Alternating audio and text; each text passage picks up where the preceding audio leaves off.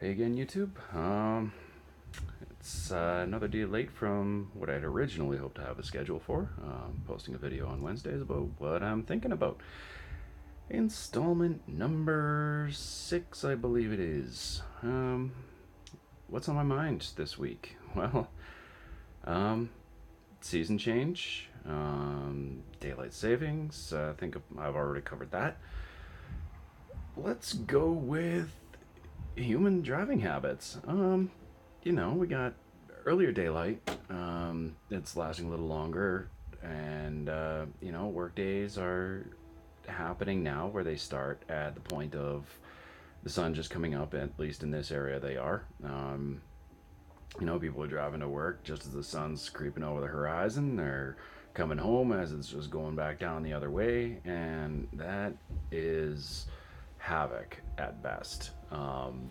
We've got a lot of really rough roadways. They're traveling directly east-west in the area that I live. So people are driving to work and home from work with the sun in their face. And this is a big concern to me because my job is a lot of driving. I work up farther north where the sun, in the wintertime, it's a little more scarce. We get maybe 4 or 5 hours of sunlight in a day. And then in the summertime, we get maybe 4 or 5 hours of night in a 24-hour period. So, springtime and fall, right around the daylight savings times, they're especially treacherous because what people don't realize is you think the sun's up or street lights are on or whatever it is. You don't need your headlights. You can see just fine, right? Well, guess what, man? Your headlights, I know a lot of vehicles have the standard daytime running lights on now, so they're on. You have some kind of a light shining from the front of your vehicle while your vehicle's running and in gear, but it doesn't necessarily put your tail lights on. It's one of my pet peeves when you're in failing light, whether it be the sunshine being on the horizon, just coming up, just coming down, or it's bad weather. You've got fog, you've got rain, snow, whatever you're facing in your area, even dust storms from harsh winds. You know what? I make it a big habit. It's a big habit of mine, and I've noticed that my wife is starting to do it a lot more lately too. Turn your headlights on, regardless of time of day. If you're driving, turn your headlights and tail lights on because it's not for you to see. It's so others can see you. How often have you blinked or yawned or had a sneezing fit while you're driving, and then all of a sudden, hey, that guy that was about like 40 feet in front of you is now kissing your front bumper. You didn't know he was there.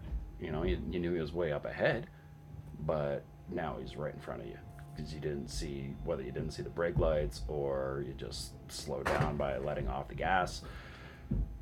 It's because the taillights weren't on. If they were on, at least you'd have some kind of an indicator of how close he was getting, right? If you were unable to make that judgment consciously. Another big one is turning indicators. Like, this is just a pet peeve video. I'm sorry, it's a rant. Turning indicators, you're going to cut someone off, at least let them know a fraction of a second beforehand, right? Hit that indicator. Like, hey, guess what? It's my space, whether you're there or not. It's still going to piss you off that you're getting cut off. It's still going to piss them off if you're cutting them off. Sort of like this video is on the side. Hey, cut off. Hello. No. Anyway, yeah. These things are equipped on your vehicles for a reason. Clearing the snow off your vehicles. We're still getting some snow. We're expecting more snow this weekend up here, end of March. And expecting snow here in Calgary. So, clear all the snow off your vehicle. You can use the windshield wipers, you can use the rear wiper. Hey, great, you can see out your window. What about that guy that's driving behind you when you're doing 80 kilometers an hour on the roads and your snow is flying off your vehicle because of the wind and it's right in his windshield? Who knows if there's ice in that, right? chip, crack, your fault, dude. All right? Even if it's not about fault. Now you're creating a vision hazard for that person. If there's an accident, you're the cause of it because you didn't brush off your vehicle. So take 5 seconds, make things right, rather than, whatever you get tied up with for time in either doing it again or getting caught in the aftermath. So sorry for the rant, folks, but you know why you're here. Sub if you haven't, like the video if you liked it, and leave a comment below. Let me know what your pet peeves are on the road, whether it's your own or other people's, because again, take that 5 seconds, reflect on what you do, and we'll talk to you later.